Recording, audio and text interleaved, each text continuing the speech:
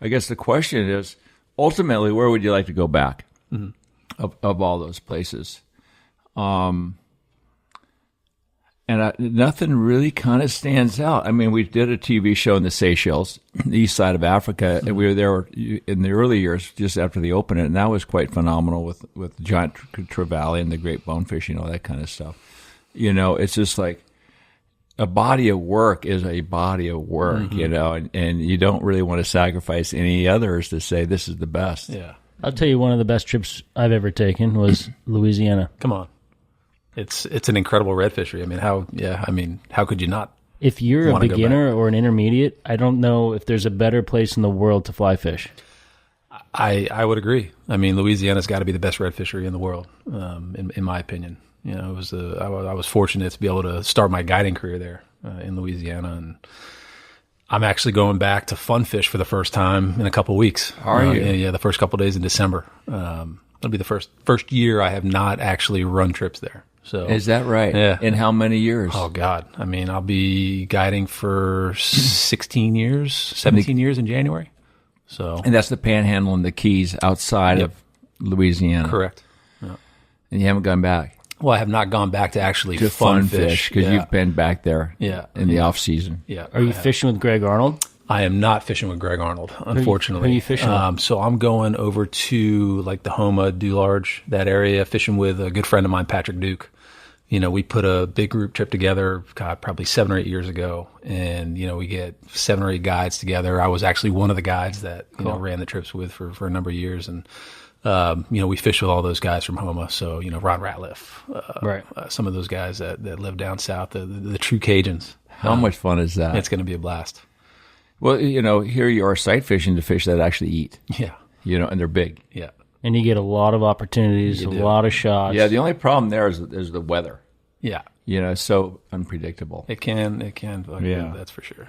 Well, we'll get back to that here in a little bit. I just got to say thank you for this big of an effort to get here. I mean, my God, last night, a little bit earlier, you were in Bradenton, heading down to the Keys to go bone fishing, I guess, all day, and then back up to my house, which is probably 3 hours from Islamorada. Yeah.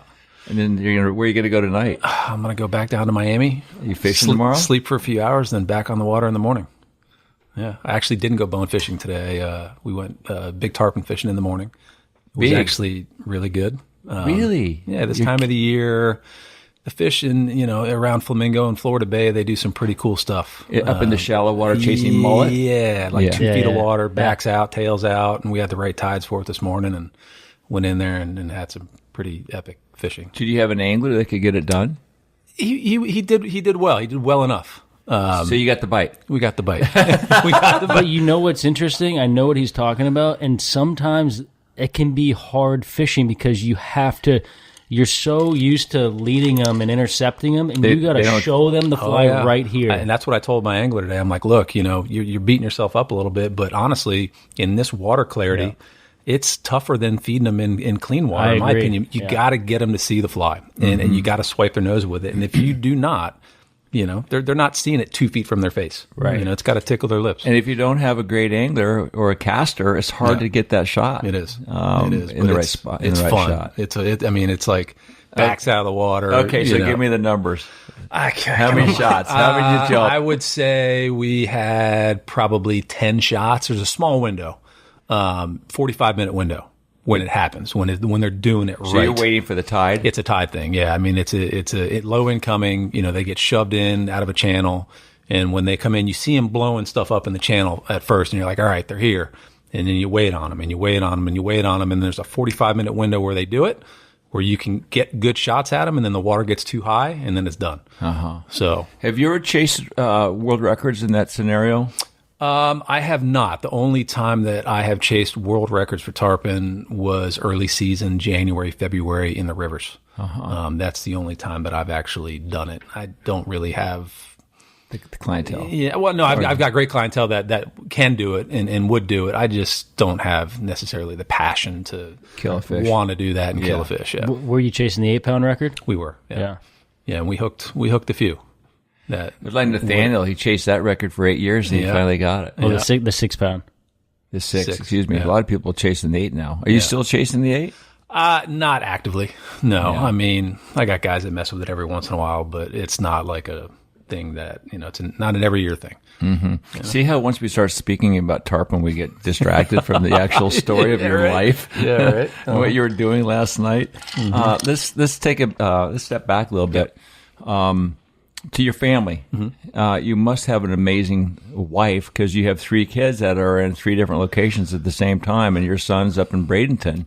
How old is he? And he's chasing a baseball life, right? He's 12. Yeah, his birthday's May 23rd, which I just found out that's Nikki's son's birthday as well. So that's pretty cool. He's all in on baseball. He's all in on sports in general, but he got a great opportunity to go to IMG Academy this year for 6th grade for baseball, and he's following that passion. And I've got 2 younger daughters, 10 and 8. I have an amazing wife, Courtney, who honestly I wouldn't be able to do what I do without her. She keeps the ship upright, and she keeps everyone on track, and especially when I'm gone, because I'm gone quite a bit, filming, being on the water. When we were living in Louisiana, I was coming to Florida for 3-4 months at a time. And leaving them back in Louisiana, and they would come out, once a month, and it was a grind for a long time. It still is a grind, but she's the strength for sure. Well, that's awesome because it really is a long game. It is. No, absolutely no question. But that's your passion, and that's your life on the water. You chose that a long time ago. Tell me about your daughters. My daughters, Olivia and Madeline, they're big into soccer. That's what they love to do. I tell you what, I got my son. I had my son first, which was great, and I didn't realize how special little girls are once you have them. It's like little girls are meant for their daddies. Yeah. And, the second you have them, they got you wrapped around their fingers. Have you ever said no to any of your either of your daughters? If it has something to do with iPad time, yes, I have said no. But other than that, it's hard to say no. Well, you had a background in baseball. A lot of people know about that. So did you kind of lead your son into baseball? How did he get connected with the bat and the ball? So to be honest with you, that was one thing that I didn't want to do. As a father from a baseball background, was lead him into one specific sport. I'd let him play everything as a child. And as he got older, he heard stories about what I did from his mom and naturally gravitated more towards that than the other sports. But I didn't want to force him into anything. And he's made his own path. He's passionate about what he's doing, and he's pretty good at it. So he's got a bright future in front of him. Yeah, did your parents push you pretty hard with baseball? Absolutely. They did. Yeah. I mean, well, maybe not so much at an early age, but at 12 years old is when I really got competitive with it. That's when I was playing pretty close to a big league schedule every year at 12 years old. No kidding. Was your dad a ball player? My dad played college baseball. Yeah. And my grandfather was big into baseball, and, baseball and fishing were basically what I was brought up doing. That's what I did as a child. And it was good options. It was good options. Yeah. I was actually late to many baseball practices because I was, out fishing. So your father introduced you to fishing? My father did not actually introduce me to fishing. My mom actually introduced me to fishing. Oh, cool. Yeah. That's interesting. Yeah. So many fishermen's moms or grandmothers. Yeah.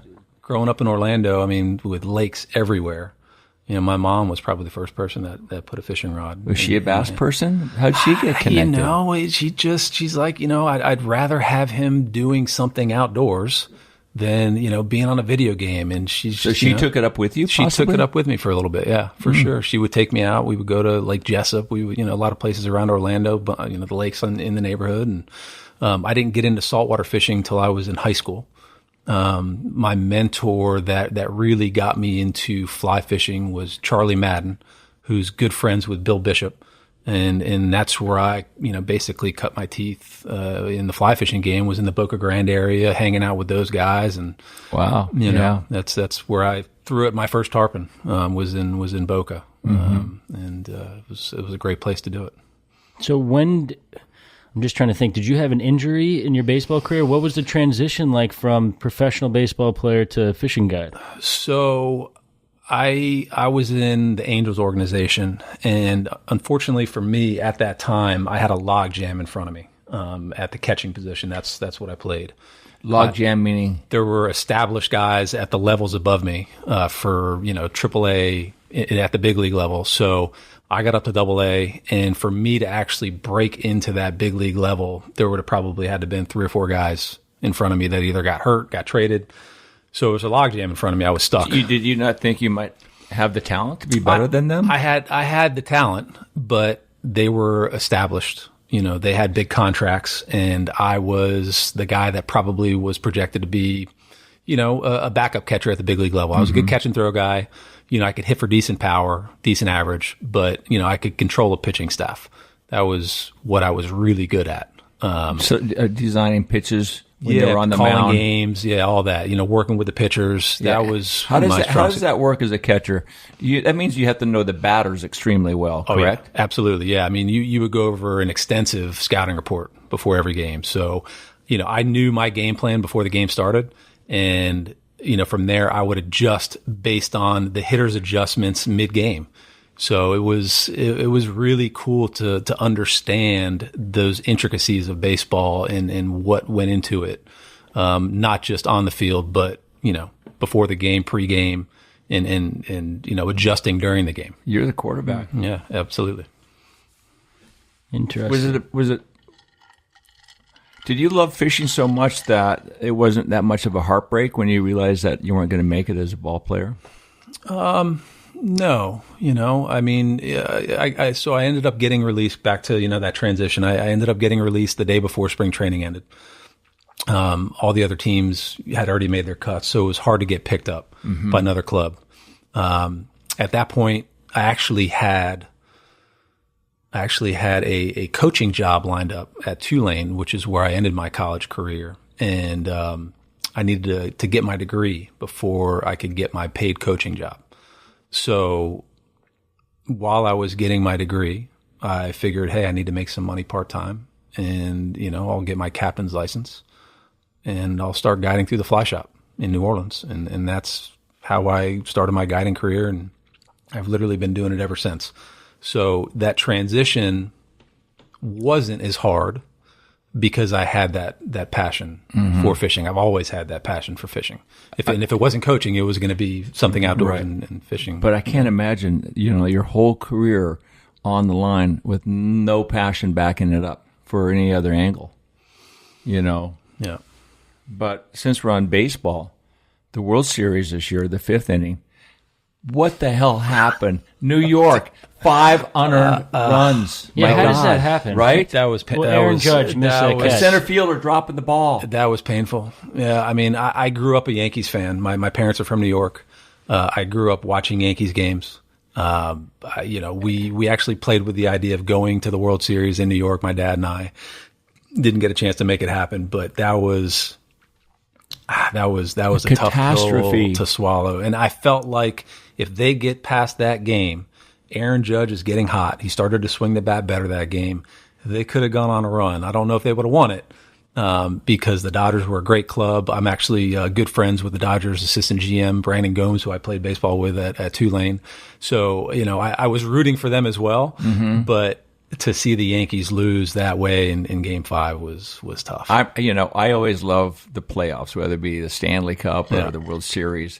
And to see that mishap at first base, the first baseman going, toss it over, and the pitcher's like watching everything go down. That's what they work on in spring training all the time. PFP, pitcher's fielding practice, and just in one of the biggest moments where they could have gotten out of that inning with no runs given up. Right. It was done. It was over. It was over. They wouldn't have probably given those runs up, and then all of a sudden it's tie ball game. Is that a choke job? Does everybody feel the pressure of one miss, and all of a sudden it's an avalanche of misses? Yeah, it's tough. I mean, because Garrett Cole in that moment, he's in a mindset where he's so focused, I think, on what he's doing pitch to pitch that it was just a lapse in judgment. Right. In that moment, I don't think it was he was stuck in a window. He was stuck in a window, right, and had a hard time getting out of that window in that moment. and just had a lapse in thought, and it ended up costing them the game, which is unfortunate. Crazy, And I'd like to, I'd love to talk about that kind of a mindset in fishing when we get there in a little bit, because in sports, it's amazing how focused you are, but how instantly you take your eye off the ball because there's something going on over here that you got to be a part of, but yet you got to finish the job here. Absolutely, yeah, absolutely. No, it's you can't be. It can't be a one track thing. You got to be aware of everything that's going on in your surroundings. And like you said, that transitions into fishing quite a bit. Yeah. And that certainly has helped me out in my fishing career. There's no doubt about it. Yeah. So when you start Wardo, he was fishing with Greg Arnold. I think you mentioned it also, but I talked to Wardo last night. So the first time you were out on a boat with those guys, Wardo said, you show up weighing 225 rip, twisted steel, and they had you tying 8-pound tippets all day. Yep. Right? That was my initiation into that crew. First day I was on the water in Louisiana, Greg Arnold, Steve Ward, they were trying to break the 8-pound redfish record, and Wardo said, "Hey, if you're going to be out here with us, you're going to do your part. Start whipping up 8-pound biminis. Let it rip." That's funny. Yeah. And I nailed it, and he's like, "Yeah, you're good." In my book. Did you ever, when you were down there, know what was going on in the Keys?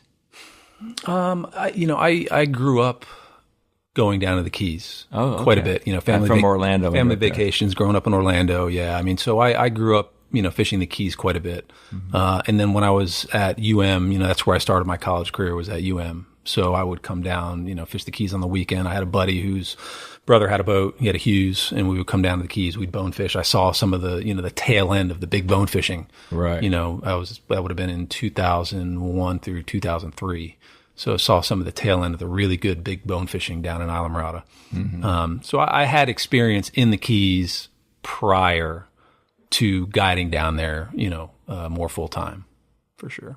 So that first year you decided to leave Louisiana and come down to the Keys in the springtime. Were you nervous? Were you like, fuck, I gotta figure this shit out. I don't want to get in anyone's way. Yeah. I mean, it was tough. As a young guide, you don't want to be the guide that's getting in the way. You don't want to put yourself, in a position to where, you're messing up somebody's day. Yeah. Unfortunately, I think early in my career, you go to areas where you think you're going to see fish, and you end up, being that guy at times, and you got to realize, like, look, that's not how you're going to get respect. You're going to get respect by going out doing your own thing and catching fish and putting numbers up on the board when you're not being seen. And that's how, I feel like I finally, gained a little bit of respect in the Keys. But yeah, I mean, it's an intimidating place to come down and fish, especially with the names and the people that have been down there fishing for years. The last thing you want to do is be on the bad list, with some of those guys. Step on their toes. Exactly. But tell me about your time up in Apalachicola area. What was that like? I mean, because there's such big fish up there, and everybody keeps speculating the next big world record is going to come from that area. I do believe it will. I really do believe it will. I'm obviously good friends with David Mangum.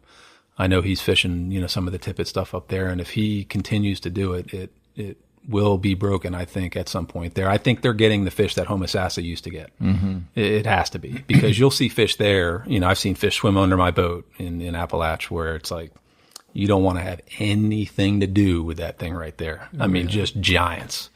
I've had some incredible days on the water there, and, it's a small fishery. I would say that when the weather's nice, people can spread out, but when the weather's bad, everyone's on top of each other. It can be a super intricate small fishery, when the weather's tough, but when it's right, I think that it can be some of the best poon fishing in the world.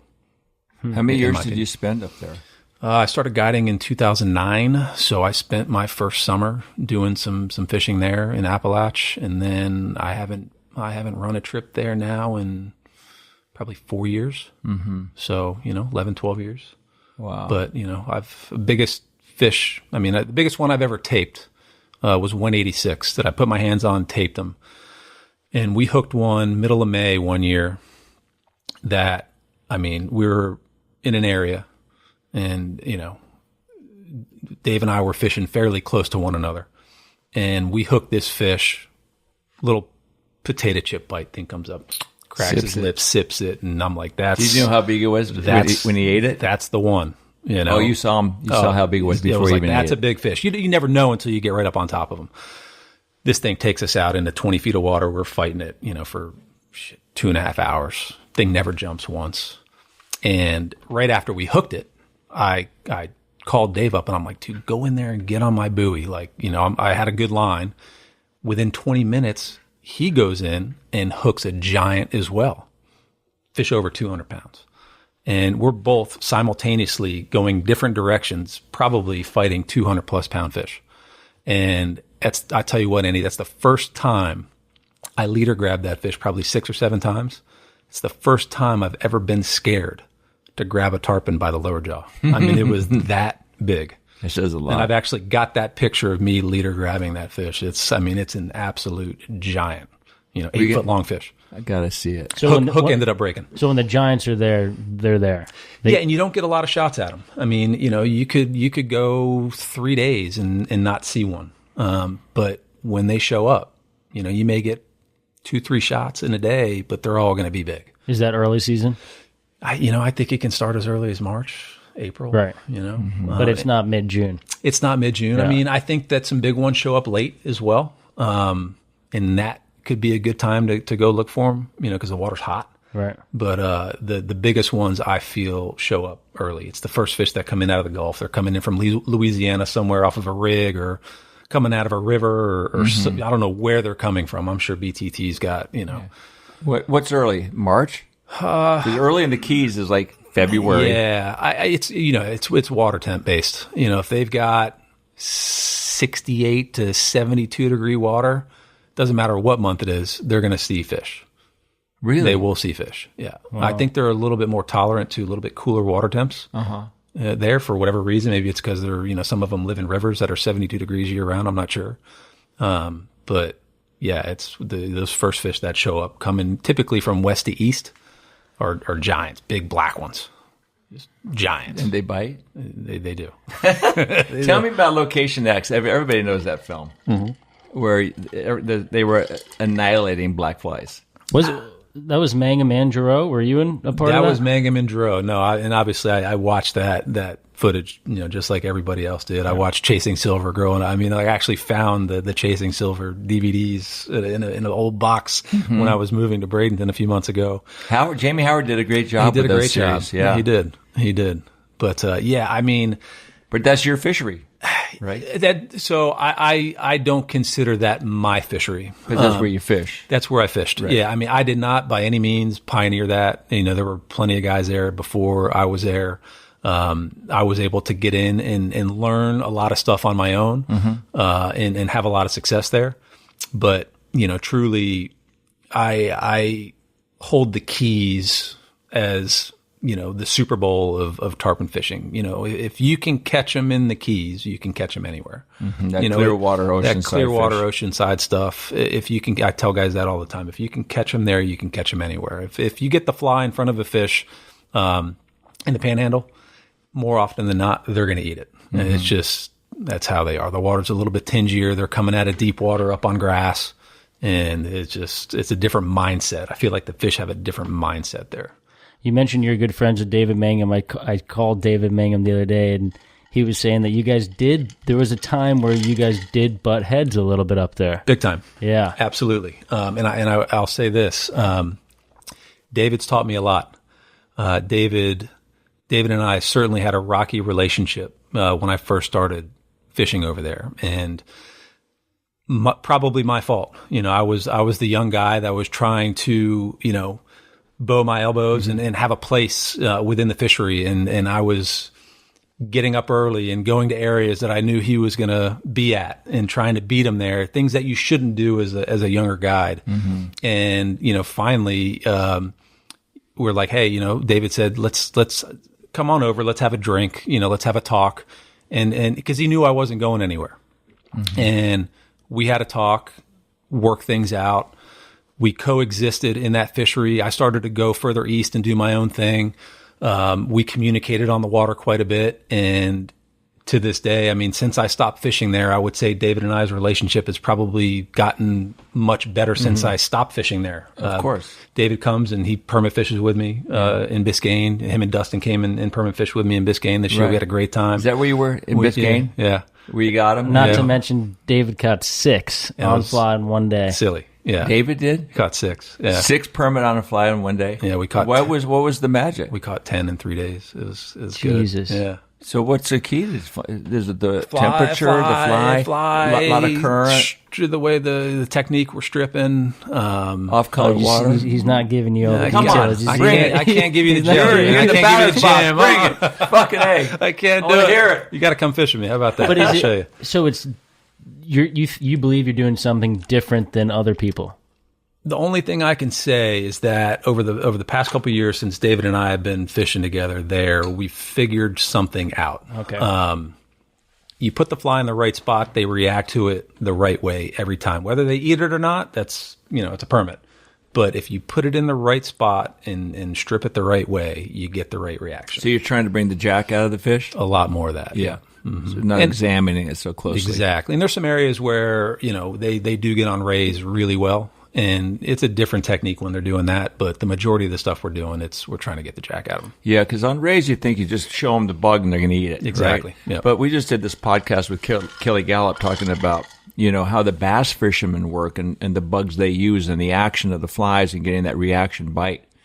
And I think, like Bobby Branham, his whole career was built on getting that reaction bite, throwing it at the fish and start bumping it really quickly. Yeah.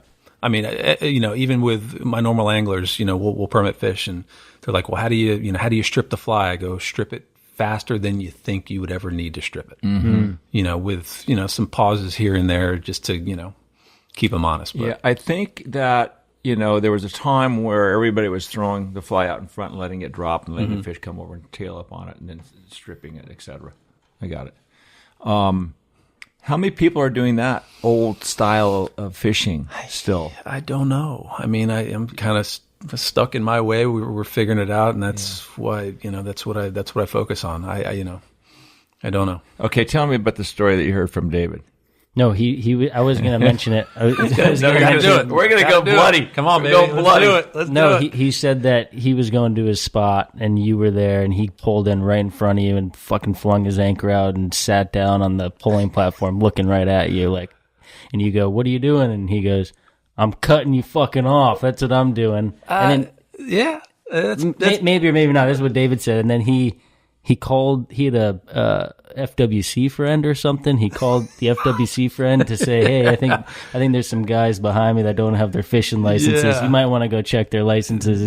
That's basically how it went down. Other than I was literally doing it just to piss him off because I knew it got under his skin. So I would literally sit there in the dark on anchor, no lights on, and you could see him coming from 2 miles away from Alligator. Did it make your heart start beating the shit's going to go down? We're sitting there underneath the stars, just waiting, whatever. And did you warn your clients what was going to happen? And I'm like, look, there's going to be some shit that goes down, but it'll be worth it. It'll be fun. I knew we were going to get bullied out, whatever. It's not a big deal, but I would literally sit there in the dark. He would get within 70 feet. And I'd start flipping my nav lights, you could literally almost hear him spitting through his teeth, you could see him steaming.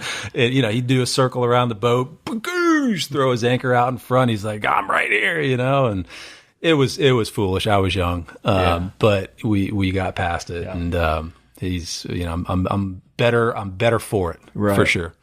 One of the things that I'm kind of interested in, but again, it's none of my business because I don't care how people fish, but it's kind of interesting because in the bass world, you have this camera that shows you where the fish are. Mm-hmm. In the offshore world, we talked to Carter Andrews about this the other day. In the offshore world, they can spot a marlin a mile away. They can target, that fish. But the drones have become quite popular up there. Mm-hmm. How do you feel about that? On a sunny day, do you use them? No, because you can see.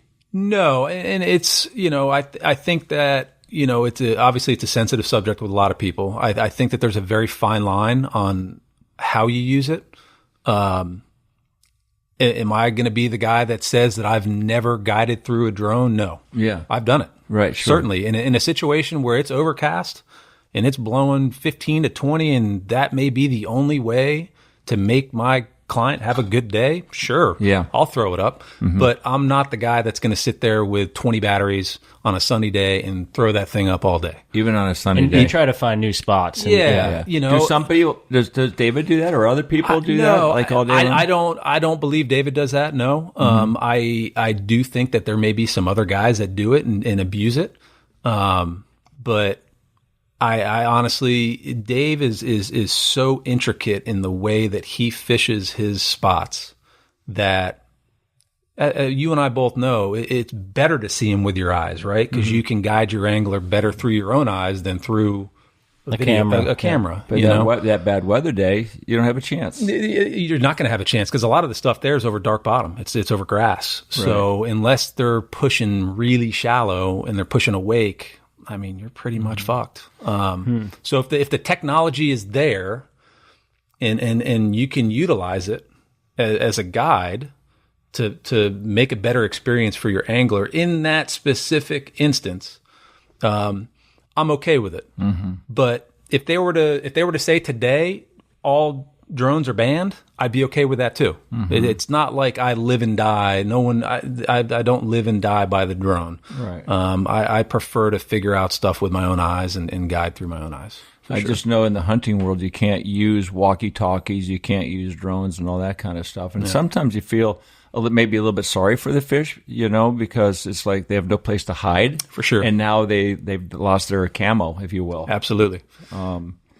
But you're saying in some days and some occasions, when it's socked in, you're not going to be able to throw to a tarpon all day. No, you lose unless you have a drone. Yeah, and people will argue on those days. Well, the fish got to win sometimes, and I agree with that. The fish should win those times, and they should have their days of relax. But when you're in a guiding business and you're the client's paying $1,200 a day. $1,200 a day.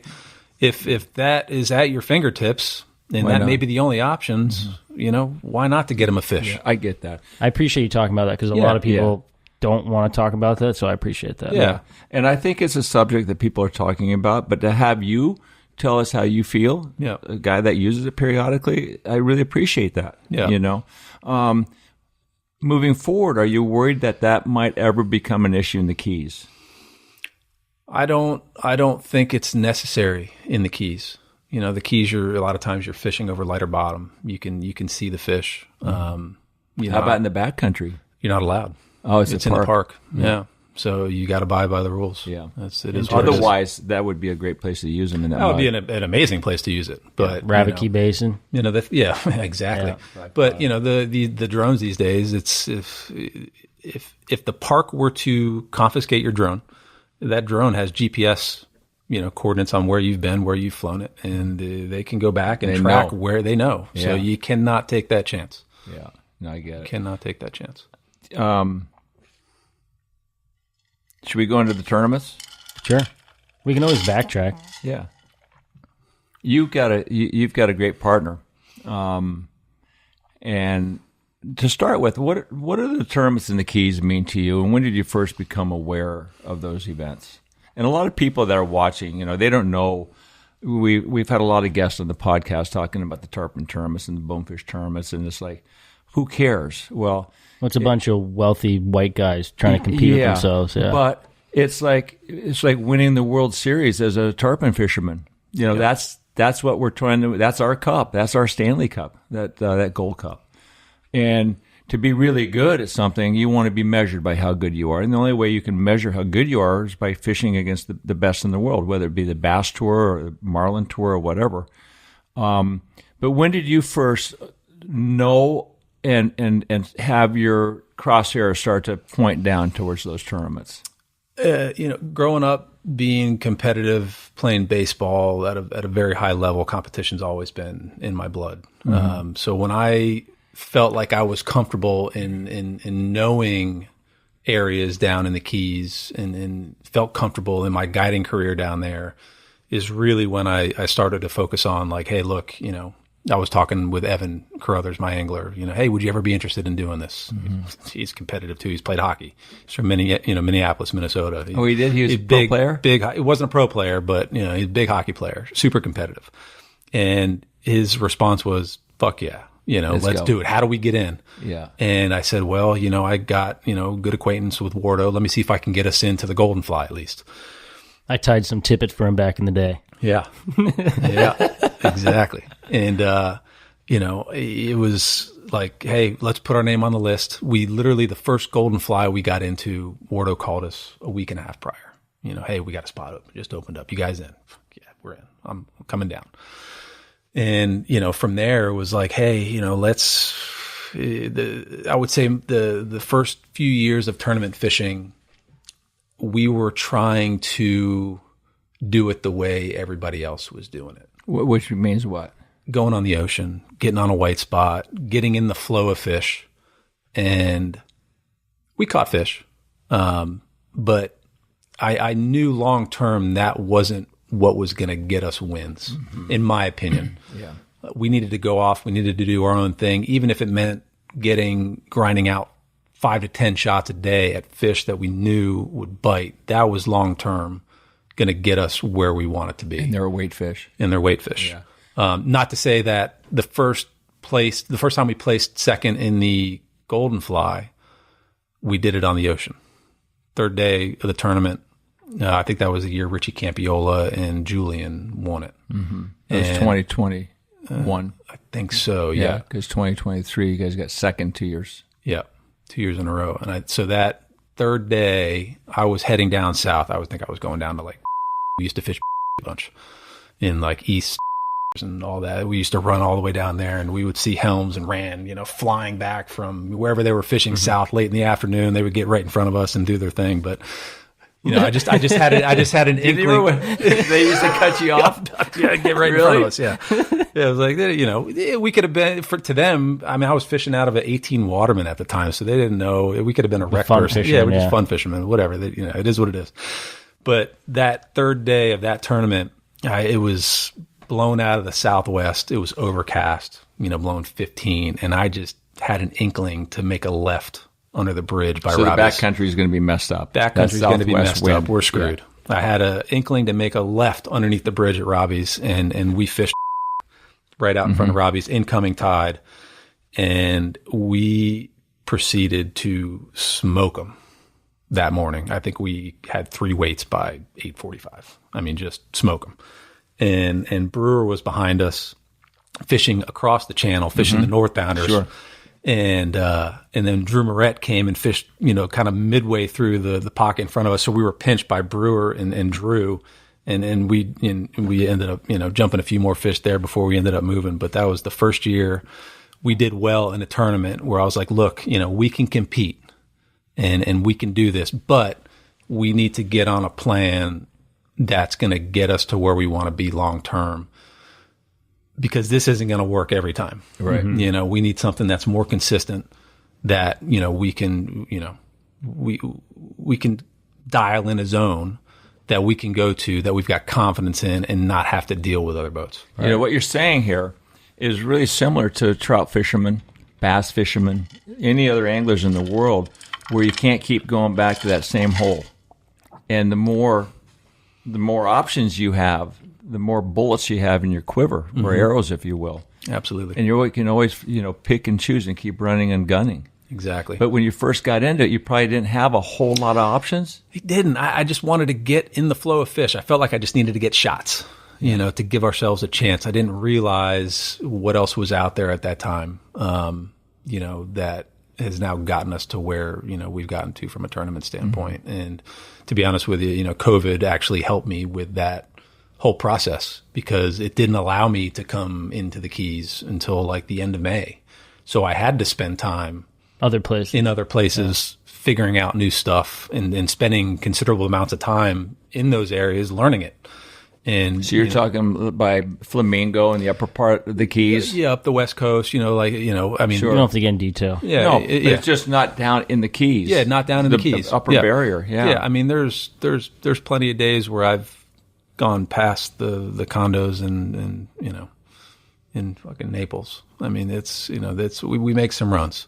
Right. But I don't want to be on a beaten path. I want to do my own thing, whether that means getting 5 shots a day. Look, that's very honorable of you, because it's like, it shows you or shows me that you're a guy that wants to think outside of the box and go figure. There's got to be something better somewhere. Of course. Is that why a lot of guys are getting bigger motors on their boats? Boats that are going 80 miles an hour now?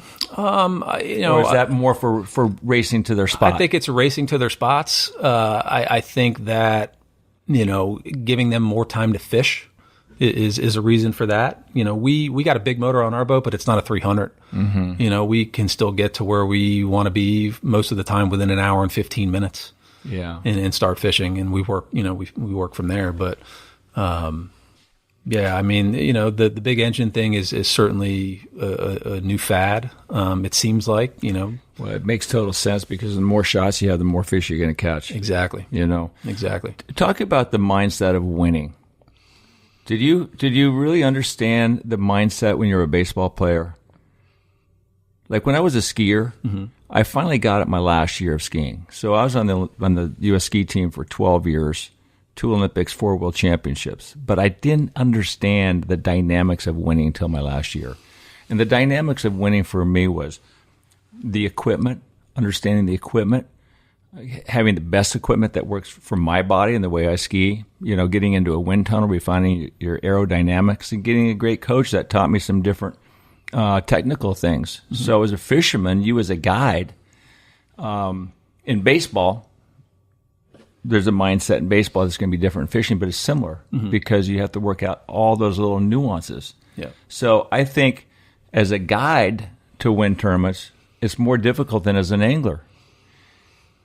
Because as an angler, I'm only assessing the fish I see. Yep. But your options are wind and tide and where and where can I find a fish that can be caught. Exactly. I agree. I mean, I was brought up playing baseball. Like I'm not playing the game to lose, so I don't know how to explain. Not playing. You're not playing it defensively. You're not playing defensively. I'm playing offensively. I'm going to go for it. Right. I'm not gonna play passively. Right. I'm not gonna play timid. Right. Can't. You cannot if you want to win, because we're in it. I'm in it to win. I to be honest with you, I don't know how many second places I have. I try to forget about them, because for me, that's the toughest pill to swallow.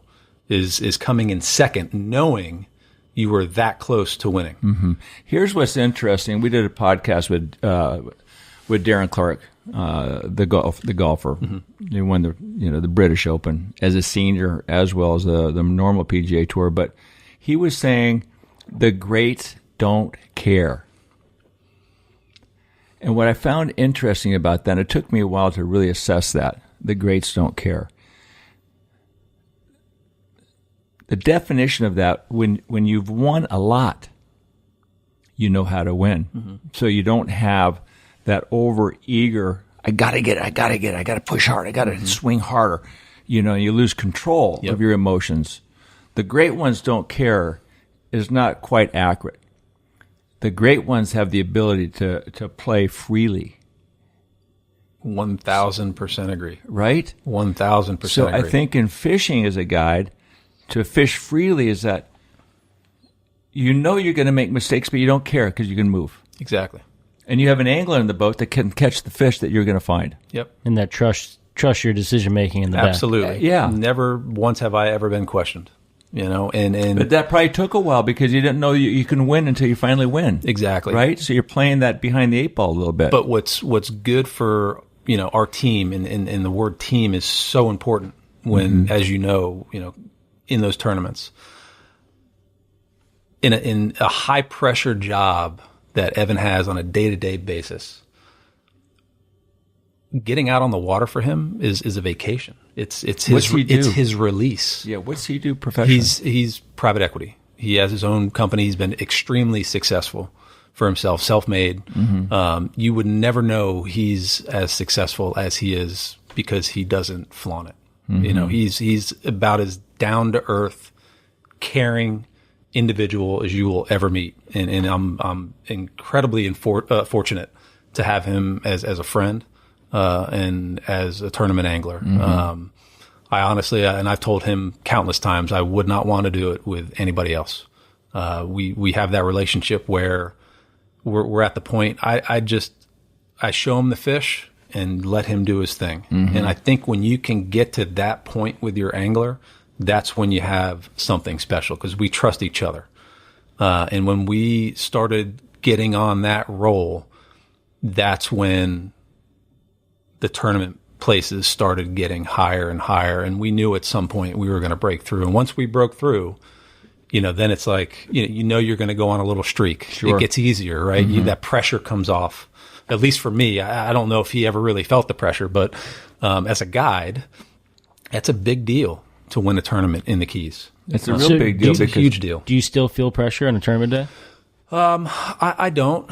Even going into the Gold Cup, this year, day 3 or day 5 with the lead, I went about it like it was any other day. I think if you put that pressure on yourself to have to catch that fish, that's when things go downhill. That's when we were just talking about Darren Clark saying the great ones don't care. Yeah. They do, but they can play freely. I tell myself all the time, it's going to be what it's going to be. If it's your time, it is your time. And we had the fish on day 5 to win it. I think we needed a release to beat Nathaniel. And, we had multiple weights on and multiple releases, and it's poon fishing. Yeah. They either stay on or they don't. How was it with Evan and his ability to fish freely? I mean, was he always really good? Like as good as anybody, or did you have to teach him and get him over that hump? When I first started fishing Evan, I fished Evan in Louisiana the first year I started guiding in Louisiana.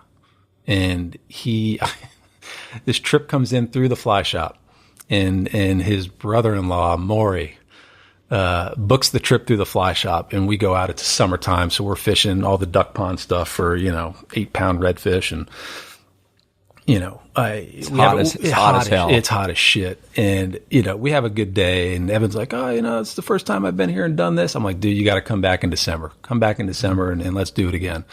Comes back in December, and we had probably one of the most epic 3 days of red fishing that, you could ever have. I think the last fish we caught, after we'd already caught 25 over 20 pounds, he puts one in the boat that was 44 and a half pounds. Still to this day, the biggest redfish I've ever put in the boat. As a giant. But at that time, Evan was not the best angler that I had had in the boat. He was not the best tarpon angler. We didn't actually start tarpon fishing together probably till a year and a half, 2 years after that. But Evan is the guy that when he puts his mind to something, he's going to practice. He's going to get it done. He's going to get better at it. He's going to perfect it, because that's just what he does. He's successful in everything that he does, everything that he touches, everything that he does in life. Evan is a successful human being. So Thane Morgan, don't bet against Evan. Do not bet against Evan. You're probably going to lose. Although I think he did take $100 off of Evan at the end of the year this year. We didn't have a great first 2 tournaments, and then we did well in the Gold Cup, but I think they still edged us out by a couple points in the Gold Cup. They had a great what's kind of interesting to me? Well, but before you go there, though, so you did have to kind of coach him, and as time went on, he got better and better, and there was a certain period where you were like, all right, we're ready to compete. He did. And even like our first couple years in the tournaments, like he wasn't there yet. Like he was getting there, and I knew that he could get there, but he wasn't there yet. What was he doing wrong? Yeah, what is getting there? It's the little things. Like I tell people all the time, like the guys that do well, put it where it needs to be and work the fly the right way 10 out of 10 times. And, we started off at 50%, and then it got to 70%, and now we're at 100%. I mean, the guy's a stick. He's a great pool player. He's a great hockey player. He can play golf. And guys with hand-eye coordination, at some point, they're going to get it. And him just understanding the speed, where the fly needed to be, how I wanted it done, depending on where we were fishing, what type of fish we were fishing, and understanding that, now we're efficient, right? Because I don't have to guide him through all those situations anymore. You say you got him at 80 feet out there. That's it. Yeah. So you don't tell him to strip like you see on these TV shows. He's got it. Yeah. That's the best. That is the best because when somebody can only fish through the voice of their guide, they're limited. Mm-hmm. For sure. And he's got the backhand, he's got the forehand, he can be delicate when he needs to be delicate now. Like he can fish. Mm-hmm. You know? All right, let's get into the betting. Yeah. Does that make you nervous? It doesn't make me nervous. It's not my money. But it's your angler's money. It's your angler, and you're in the tournament. So if he's got a $10,000 bet, do you think that it would affect his casting? Would he get tight? Would he get nervous? Would he get quick on a bite? I honestly think Evan performs better when there's more money on the line. I really do, because I hunt with him every year. I hang out with all of his buddies, his brother. And that's all they do. You know, they play cards. They bet. You bet money on birds? Oh yeah, we were doing what was the game we were doing? Annie Oakley is what he called it. I was just there a couple weeks ago at his place out in Minneapolis, and it's $100 buy-in, and you're up there with a row of 20 dudes, and you're shooting clays, and you miss, you're out. that's how they roll, man. So I honestly think that he performs better. He focuses better. He focuses better. Yeah. When what things about you? are Nikki's on the line. good under the gun. With that amount of money, I don't know. Well, I don't know. I mean, if you're betting for $10,000-$20,000 in a tournament, I'm going to be honest with you. I don't know how I'd do. Well, here's and I agree with you, because now it's a distracting thing. Mm-hmm. So, like, when somebody tells me something that might be an issue, like in an afterthought, I try to eliminate that fully. Of course. So when I'm on a boat fishing, I'm clear. But if I knew in the back of my mind, if I fan that fish, it's going to cost me $5,000, yeah, you'd be looking at your hand and go, you motherfucker. I guess it depends on how much money you're starting with, though. Yeah. That's a main... I mean, they start fairly low. No, meaning, like, if you're worth $100 million...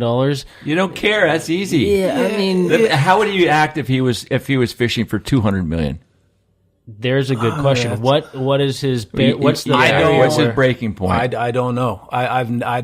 I know Evan's successful. I don't know what he's worth. How do you think he would act? Would he shoot his pants? I don't think so. I don't know. I don't think so. I mean, I haven't experienced it yet to where he gets in his head. He's always very cool, calm, collective. Mm-hmm. I think that,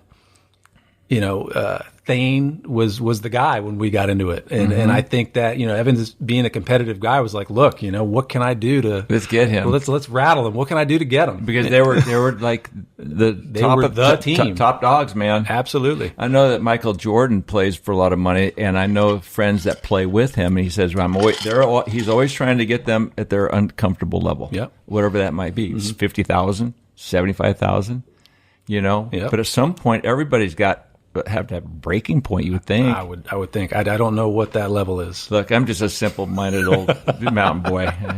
I have to be simple and clean. Yeah. So I'm the same way. I get it that you just love competition. Are you in the permit tournaments? Not yet. So that's something that you're kind of looking forward to. I would do it. Yeah. I would do it with the right angler for sure. Yeah. Call David. Can you do it, David? I think that he's already got his name in for the Merkin. So we'll see. David? Mangum. Yeah. Oh. And then I've got another good client of mine and good buddy who actually played baseball at Tulane after I was there, Lex Kaplan. Good left-handed angler. He's got his name in for the IGFA and the Dell. Mm-hmm. I'd definitely do it with him. So you're on tour, man. I did the fall fly for the first time this year, and I just I love competing. I tell you what, and it's great. If you're a guide and you've got good anglers, why not? You want to be against the best, and at the end of your lifespan, you look at your resume. You want to have something to be proud of. I think, and I respect the guys that just want to go fishing and have fun. I'm at that stage now. Like, I'm good. I don't need to do any tournaments. Yeah. I don't even like to. I can't do things at a high level anymore, so I have to understand that. Oh, don't bullshit yourself. Come on. I mean, I'm okay watching Nikki. Do things great. Yeah. I'd rather watch him on the bow than... Well, speaking of Nicky, when are you going to get back into him? Because you should be in him. He's got a baby. He's toast, man. Yeah, you're toast for a couple of years? He's got a 5-month baby.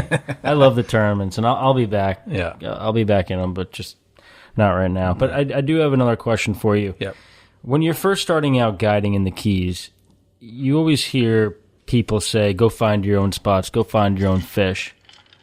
and it's incredibly hard because of all the pressure on the water now, and most of the spots are taken. So if you don't see, there's very rare times when you're going, you're passing, 10 to noon, and with a good tide, and I have somebody not there. Yeah, so it's got to be so tricky if you want to be a professional guide, learn the spots on your own without putting your foot in, someone else's mouth. It can be as a new guide for sure, not knowing everything about the entire fishery. And I think that's the goal. That should always be the goal as a guide, is not just knowing here to here. It's trying to understand the whole piece. And how to fish each one of them. Yeah. And I think if you can do that and understand that, you can get your little 30 minutes here, 45 minutes there when no one's going to be there, or after they left and there's still a little bit of that going on.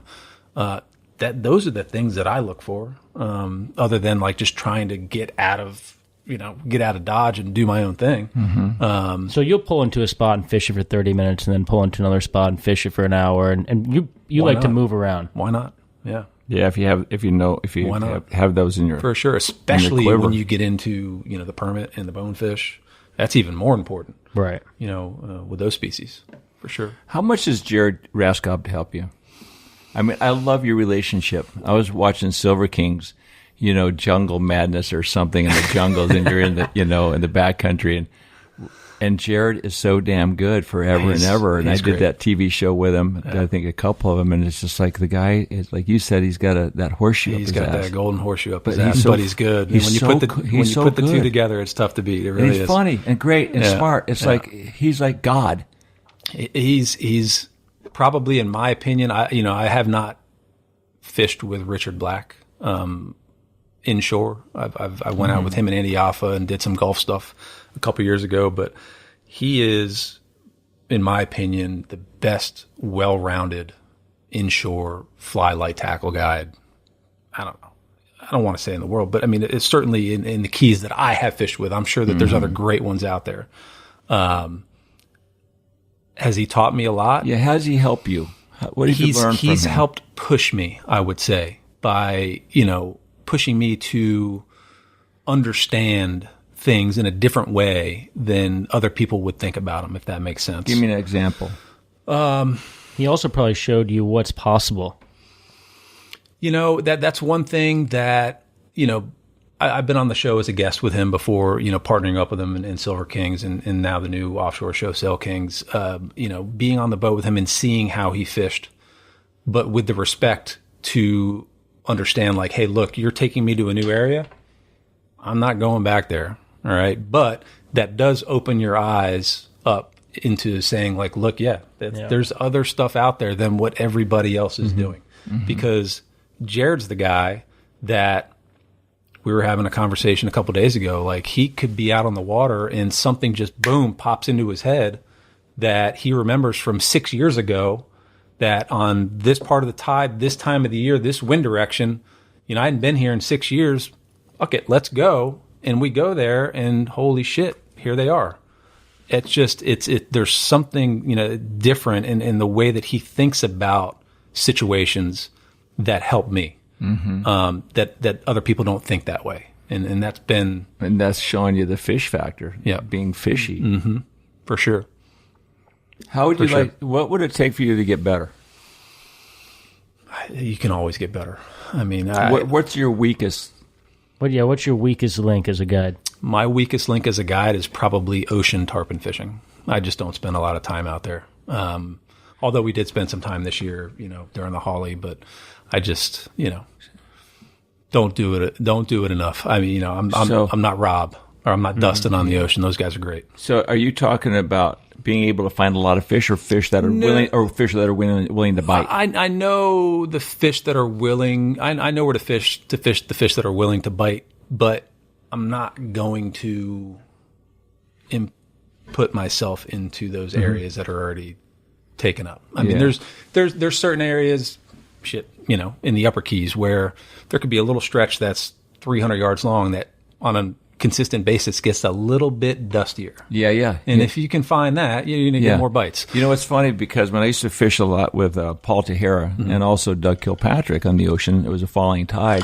He was saying, we got to find a little creek that's dumping out. There's a little dust in there, and we're going to go right there, and every fish would bite. Exactly. It's amazing how important that is. It's extremely important, and a lot of people don't understand that. You know, they try to get in the cleanest spot where they can see the most fish, and that's where they sit. And that's show and tell. That's show me. It's show me fish. That's it. They can. You're not going to catch those guys. They're not going to. I'll take a fraction of those fish in the right situation and get my bites. When I used to fish with Harry Spear and bonefish tournaments, we would run at least a half hour further than where the field would typically fish. So when we were fishing Ocean Reef for the bay bone, we were fishing down by Boot Key past Marathon in a bonefish tournament when there was a gazillion bonefish everywhere and a quarter of the boats. Yeah. But that was his mindset. I mean, why not? If you can have them to yourself. And every fish is going to bite. Exactly. They're not pressured. How often do you fish black flies on the ocean?